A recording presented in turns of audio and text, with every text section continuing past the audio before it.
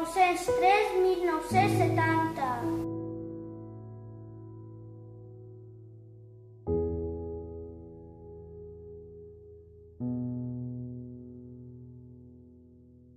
Qui era Marc Rothko?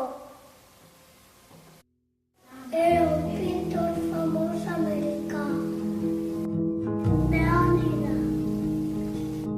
Era època de xicotero anar a Amèrica. Com va aprendre a pintar? En un museu. Què pintava? Les figures urbanes. Pintava figures de monos, quadrats i rectangles.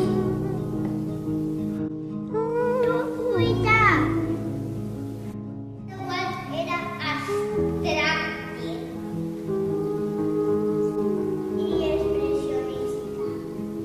Human emotion with the human drama as much as I could possibly experience it.